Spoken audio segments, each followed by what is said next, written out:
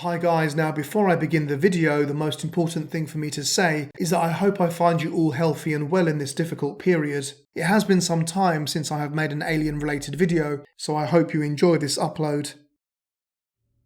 Space. A vast void that possesses a plethora of mysteries, uncharted territories, and potentially alien life. Since the dawn of time, we have been fascinated with exploring other galaxies, but with that comes certain risks.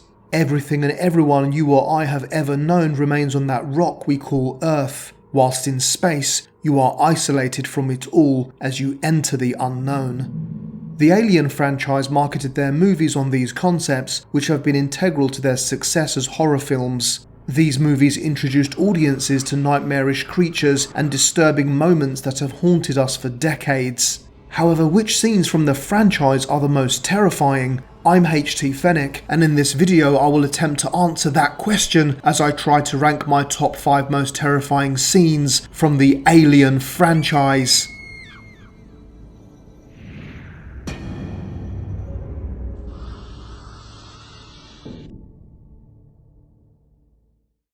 Before I begin my countdown, I must remind you all that this video is entirely based on my personal opinion. The scenes that I'm about to discuss are the ones that I find most terrifying. Please understand that what you find frightening might vary greatly to what disturbs me, and vice versa. All I can do is honestly present my reasons why I find each entry terrifying, but ultimately, whether you agree or not will be your decision. Whenever I make these videos, I just try to be as honest with myself as possible. I'm not trying to tell people what I think they want to hear. I'm also not interested in regurgitating the opinions of film critics just so I can agree with the intellectual choice. If that were the case, the scene I have called Cain Gives Birth would be my number 1. This scene is the most well acclaimed by critics and constantly takes the number 1 most frightening spot on their lists. Personally, I do not find it the most terrifying, and it does not even make my top 5. I respect it massively, and although it is shocking, I find it more gruesome than terrifying. Although gore does disgust me, it does not really disturb me, and this list is not about the most gruesome. For that reason, it is ruled out. Other scenes that also came close to making my top 5 include the death of Brett, where he is snatched by the alien as he searches for Jonesy the cat. I also considered the deaths of Lambert and Parker, who are both brutally killed as they're gathering coolant for the escape shuttle. I gave a lot of thought to Lucky Star, the climatic scene where the alien emerges from an alcove as Ripley prepares for hypersleep. Finally, I gave serious consideration to the enormously tense lab attack from James Cameron's Aliens, where the creatures advance on the Marines from above. After much deliberating, however, these moments have been excluded from the final list for various reasons. Therefore, we will call this their honourable mentions. With all that cleared up, please hold on tight as we make our way to LV-426. After witnessing a deadly alien creature destroy your crew and barely escaping with your own life, one cannot blame a person for not wanting to go back and face the monsters again. However, this is exactly what Ellen Ripley has to do in James Cameron's 1986 sequel, Aliens.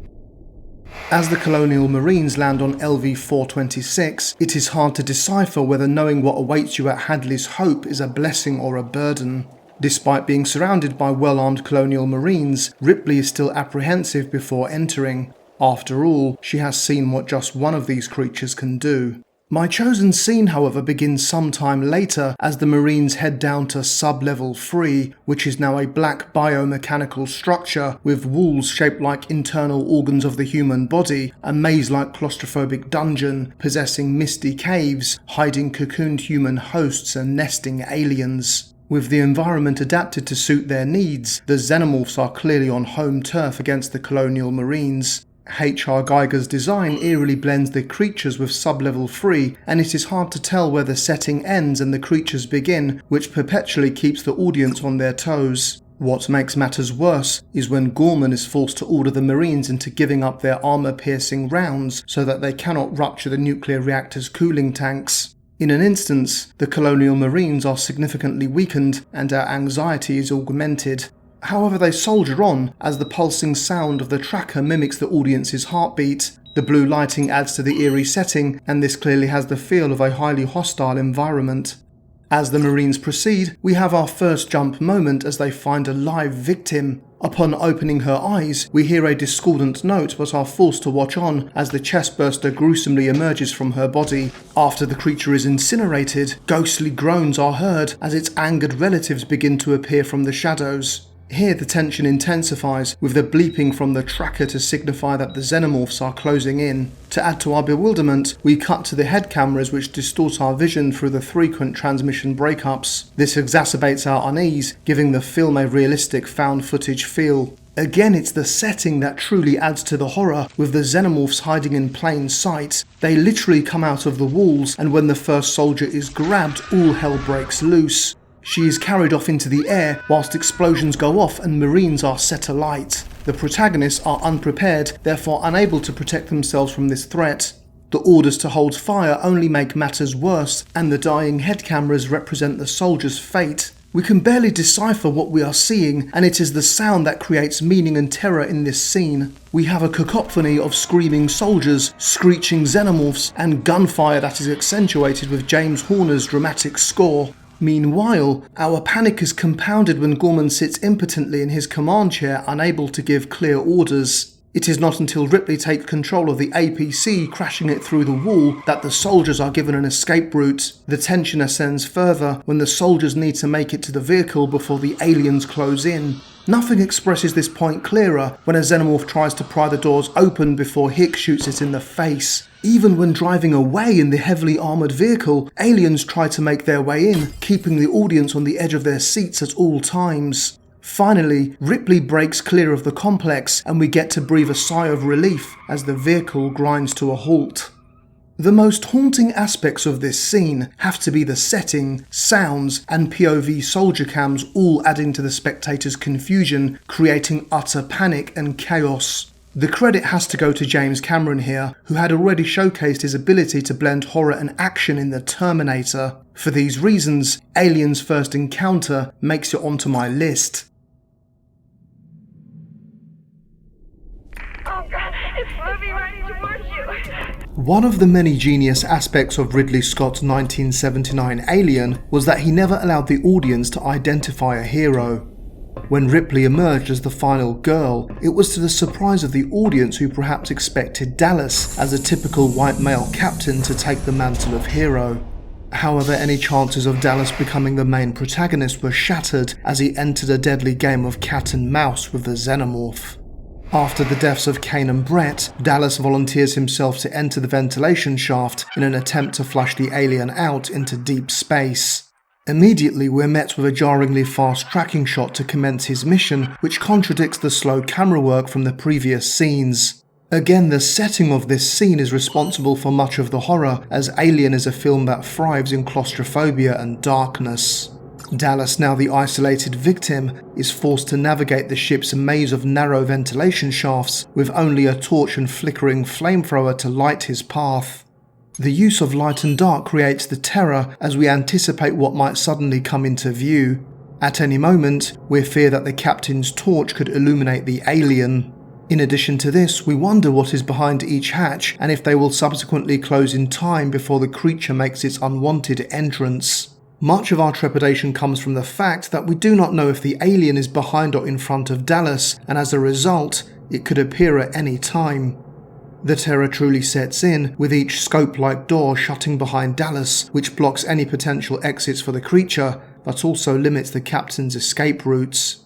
Despite these dangers, the captain remains relatively composed and focused on his mission.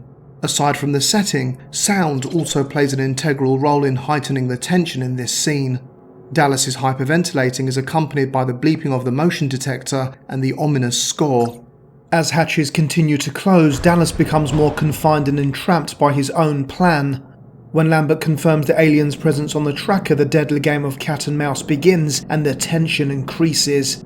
In an odd contradiction, the communication link with the rest of the crew both comforts and concerns us. Although it is Dallas's link to the others, the messages they give him are worrying as they identify the alien's location. Lambert's uncertainty regarding this is particularly perturbing. It is right around there. Now Dallas, you're going to have to be careful. This vague message only states the obvious and does little to assist the captain's situation. Furthermore, the loss of signal and the mucus Dallas finds hints at his impending doom.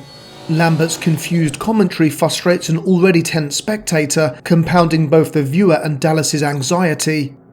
Moments later, when the motion detector comes back to life, it indicates that the alien is making a beeline for the captain, and just like in Jaws, the creature's presence is met with an ominous score. Lambert's panic does not help matters, and even Dallas becomes apprehensive, wishing to leave the ventilation shaft. Taking her advice, Dallas decides to move quickly, but a wrong turn seals his fate as he shines a flashlight behind him to illuminate the awaiting alien, who reaches for him in a deadly embrace. The screeching sound effect ends the tension and adds greatly to this jump scare. The feedback from the microphone and the eerie silence that precedes it is disrupted in the next shot as Parker slams Dallas's flamethrower on the table. After telling everyone that there was no body or even a trace of blood, it's left to the viewer's imagination to determine the horrific details of Dallas's demise. This scene makes for torturously uncomfortable viewing as Ridley Scott taps into our innate fear of the dark and confined spaces. The fact that we have a nightmarish alien creature hunting you whilst you're only armed with a flamethrower intensifies the terror. However, another reason why this scene is up there with the most terrifying is because of the crew. The film completely ignores each character's rank as members like Dallas and Kane are quickly killed off. This therefore keeps the audience in perpetual suspense as to who the next victim might be. As a result, this scene easily makes my top 5.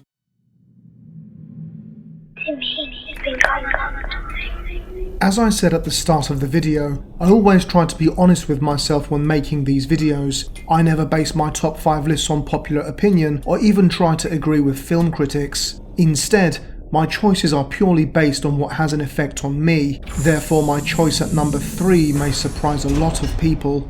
Before I begin my explanation, however, I would like you to imagine that you are a 7-year-old child. Now answer me this question: what are the things in life that scare children of that age the most? Is it a fear of the dark? Perhaps the possibility of monsters proving to be real? Or is it the fear of losing your parents? My next scene possesses all 3 of these childhood anxieties in abundance. The scene begins in the brutal, harsh setting of a barren landscape. This dystopia is truly a nightmare world, with its black mountains standing upon rocks that barely protect us from the lava beneath. Its atmosphere in perpetual darkness, with lightning and heavy clouds visible through its ghostly storms. Juxtaposed against this vast setting is the prospecting vehicle, which looks isolated, minute, and vulnerable against this backdrop. As it passes through the mouths of the misty black caves, we wonder at just who would be brave enough to drive within these unforgiving conditions. Much to our surprise, the people inside are not military personnel or hardened heroes, but just your average nuclear family. As a result, they seem unprepared for this journey, and their vulnerability is felt by the audience. Immediately, the family live up to our stereotypical expectations as the mother is forced to reprimand her bickering children. However, this moment is quickly interrupted by the father, who discovers an alien sight, the ship we already know as the Derelict. Our prior knowledge of the horrors within this vessel remind us of Kane's fate from the original movie. In contrast, the father's wonder is mirrored by the mystical score, representing his excitement for the rewards his discovery may bring. Little does he know that he is heading his family down a deadly path. As the vehicle approaches, it is dwarfed by the colossal craft, which looks like the ribcage of a deceased animal. This shot further elucidates that they are in the middle of nowhere within this harsh environment. The tension is now building. Newt is particularly worried by this sight and seeks comfort from her father by asking him what it is. The low-angle shot of her looking up towards the structure accentuates the size differential and represents her trepidation. As children, we always look to our parents to protect us and make decisions that are in our best interests. Newt is no different here, and innocently trusts the poor judgment of her mother and father. Her father's inability to answer her question is worsened by the fact that he takes them down for a closer look. Newt's ambivalence is mirrored in her mother, who asks if they should call it in. The dark void that is the opening suggests mystery beyond. It is the unknown within the unknown, a threshold space that should not be crossed, but inevitably will be. Despite the concerns of the rest of his family, Newt's father, looking both intrigued and worried, asks the dreaded question to his wife: should we take a look inside? This question is almost propositioned to the audience, and the long pause heightens the tension as they contemplate the answer. We want to answer a resounding no on behalf of the family, but it is clear that their curiosity will get the better of them. Now outside the safety of their vehicle, they are even more exposed and vulnerable to the harsh elements of this alien world. The flashes of lightning work in collaboration with the howling wind and rising mist to give a ghostly atmosphere. The classic horror iconography is accompanied by the genre's conventional dialogue as the mother tells her children to stay inside before stating, "I'll be right back." We all know that delivering that line in a horror movie is the kiss of death for any character. When the adults close the door of the vehicle and walk towards the derelict, I always wonder which parents would leave their children unprotected in such a place. As Newt helplessly looks on from the window, we can almost read her mind. Will my parents be okay out there? Will they ever come back? Will my brother and I be okay in here alone? Will we be left alone for good? Despite being fearful, Newt is unable to look away, just like a child watching a horror film that they should not be seeing. It is at this point that we adopt the perspective of Newt, whose isolation is compounded as her parents disappear into the alien craft. Having all been children ourselves, we can relate to her situation and feel vulnerable as we watch the events unfold through her eyes. The crossfade and still shots suggest a painfully slow passing of time, as the silence of this scene is only interrupted by the howling wind. When we cut back to the vehicle, Newt's isolation is worsened by her sleeping brother. Now feeling even more alone, Newt is forced to wake him to express her concern. They have been gone a long time. As soon as her brother reassures her, we are startled by a bang which acts as a jump moment. The parents have returned. However, as the mother screams Mayday into the radio microphone, Newt looks at her father lying on the ground. She is horrified by the sight of her unconscious father with an arachnid-like creature attached to his face. The screams begin and do not stop as Newt has suffered intense psychological trauma from which she may never fully recover. So why have I placed this scene so high up on my list? There must be at least one instance in everyone's life where they were anxiously waiting for their parents to return. What James Cameron does is exaggerate these feelings of dread by placing us in a nightmare setting before confirming our worst fears, the loss of a parent. By placing us in the position of a child, Cameron reminds us of our greatest childhood fears, the dark, losing your parents, and of course, the existence of monsters. Every time I watch this scene, it makes me feel like a child who is faced with his worst nightmares, and as a result, this scene takes third place. Mother! Turn the cooling unit back on! Mother!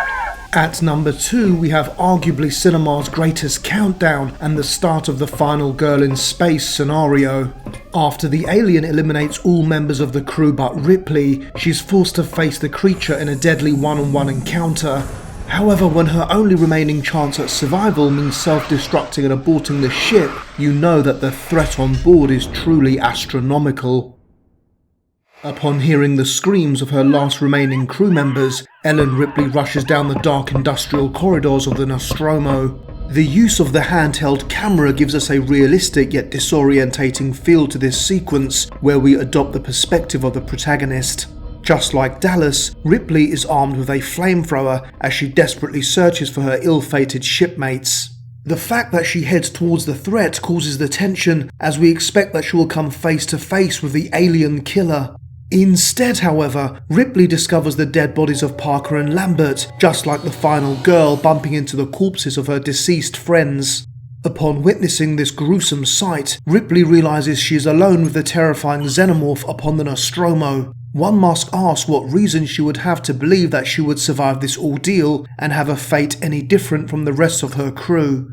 Completely alone, Ripley has become the isolated victim and is at her most vulnerable. With little choice remaining, Ripley runs back down the ominous corridors to begin the ship's self-destruct sequence. Somehow, she manages to keep her nerve and focus as she deciphers the instructions of the destruction system. This complex procedure requires concentration and composure at the best of times, yet alone when you're anxious about the whereabouts of an alien antagonist. Just imagine if it turned up here. Now, with steam emanating from random areas of the ship, her navigation down the steel blue corridors is made even more disconcerting as her vision is impaired. Despite this, she bravely soldiers on until she descends to the depths of the Nostromo, where she hears a ghostly wailing. The setting here remains incredibly eerie, but looks somewhat different to the previous scene. Now with a yellowish-brown hue, we have a less industrial and more organic appearance, and this is for good reason. Ripley has stumbled into the creature's lair, where the eerie sounds are the appeals for help from her dying crew members. She has discovered the cocooned bodies of Brett and Dallas, who are now barely recognizable as zombie versions of themselves. What Ridley Scott masterfully does is show us the aliens' life phases without telling us directly. With Brett looking a lot like the egg from the derelict, we can understand the first stage of this process. A victim is turned into an egg, which becomes a facehugger, which impregnates a host with a chestburster, and so on. Ridley Scott allows us to fill in the gaps for ourselves. This concept is truly alien and terrifies us on both an intellectual and visceral level. Now in unimaginable pain, Dallas begs for death, and Ripley sadly but understandably has to oblige him. As the flamethrower illuminates the dark alcoves of this area, we anticipate the emergence of the xenomorph, but never get it. Although this sequence did not make the final version of the theatrical release, it was later available on the director's cut, and I certainly feel like it belongs in the movie, adding both horror and meaning to the narrative.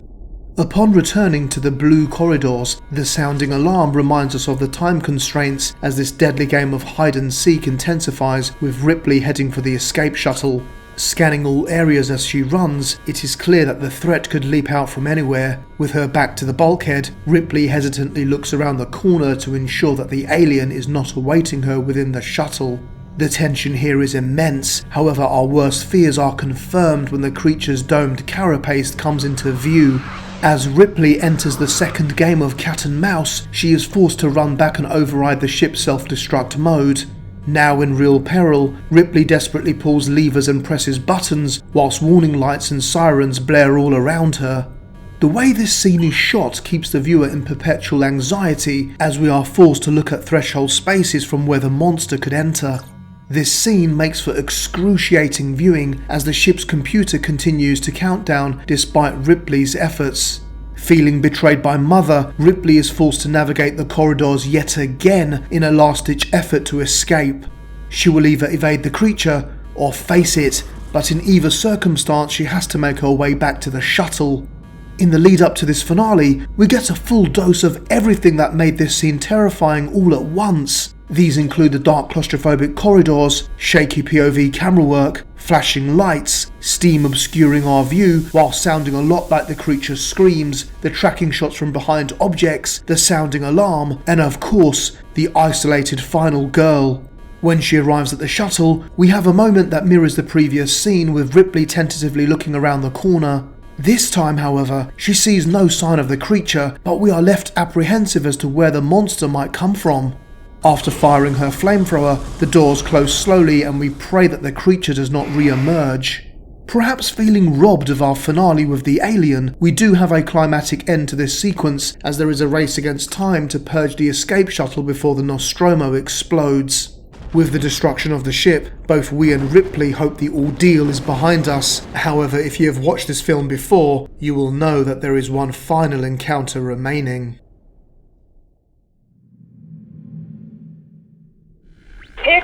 Don't let them leave. At number 1, I have chosen a sequence that is incredibly similar to the destruction of the Nostromo. In this scene, however, Ripley is no longer a final girl, but an all-out action hero as she heads back down to sub-level 3 in an attempt to rescue Newt.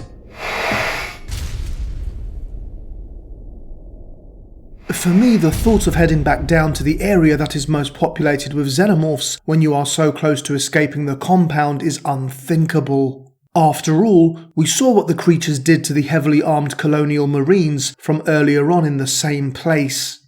Surely returning to that spot is suicide, but after having broken a promise to her biological daughter, Ripley is determined not to make the same mistake again.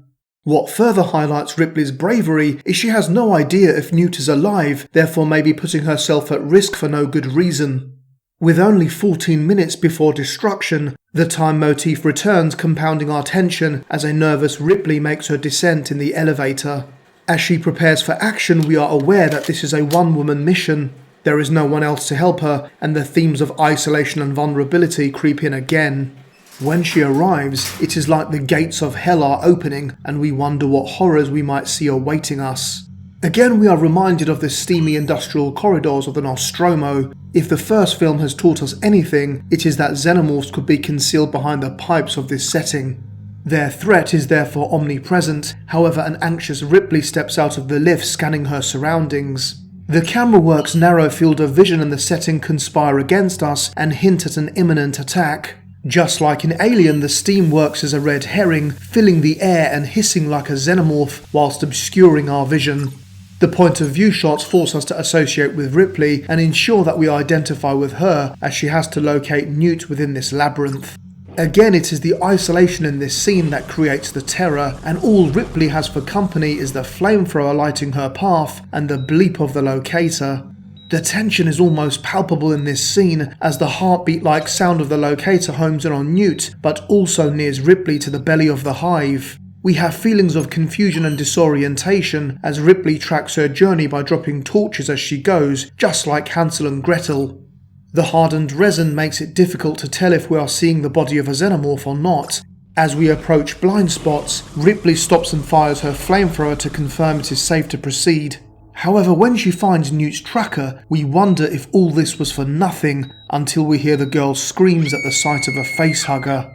Clearly, she is still scarred by the one that was attached to her father. The dramatic music begins to mark another race against time. Xenomorphs close in as Ripley is forced to fight them alone. Remember, just one was deadly enough to destroy the entire crew of the Nostromo. When Ripley picks up Newt, we must consider that Ripley's escape is made tougher by the fact that she has to carry a child. The explosions remind us of the initial countdown, panic in Ripley who takes a wrong turn, arriving at the most frightening place of all, the hive. This is the monstrous womb where Ripley is surrounded by eggs. However, even more disconcerting than that is what is lurking behind her. As she turns round, we see a chilling sight, the Xenomorph Queen. This is the first time audiences got to see this gigantic creature, which is both horrific and grotesque at the same time, attached to its ovipositor whilst laying its eggs. With the Queen in front of them and the warriors closing in from the sides, Ripley is at her most vulnerable and thinks fast to make a visual threat that even the Queen can understand. As the guards are called off, Ripley slowly backs away until an emerging facehugger breaks the agreement. Ripley burns the eggs, and now the chase begins as the Queen detaches from the ovipositor to extract her revenge. I find this scene immensely terrifying by placing myself in the position of Ripley. She has to navigate her way down the maze-like corridors whilst holding a child, being on the lookout for warriors, and trying to escape the Queen. All this on top of trying to make it out in time before the whole compound explodes. When she finally arrives at the elevator, she hits the button and the lift descends slowly, increasing the panic. As she hears the screech of the nearing Queen, Ripley has a real decision to make. Wait for the elevator and ascend quickly, or take the ladder now and rise up slowly and painfully. I would certainly crack under these circumstances and completely freeze, probably making no decision at all. In contrast, Ripley reluctantly chooses the ladder, but the arrival of the Queen sees her change her mind as the lift arrives just in time. The tension rises yet again with the slow closing door, however the explosions suggest that they are not yet safe. Moreover, the shot of the Queen looking at the opening door of the adjacent elevator makes us question if it will follow. When they arrive at the top of the structure, Bishop is not there, and we wonder if Ripley has been betrayed by yet another android. As Gate 27 rises, we consider the possibility of the Queen's ascent. Now with no ammunition left and nowhere to escape to, the compound explodes around them and Ripley is out of ideas. Just when you thought things could not get worse, Gate 27 arrives. It could not possibly be. When the gate slowly opens, our worst fears are confirmed as the Queen awaits inside.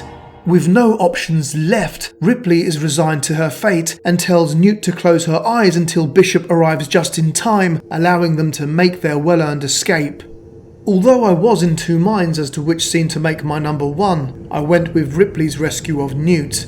My reasons were that it was everything the Destruction of the Nostromo was, but on steroids. It had the dark, misty maze-like corridors, the eerie sound effects, the restricted camera work, the isolated victim, the race against time, and the threat of xenomorphs.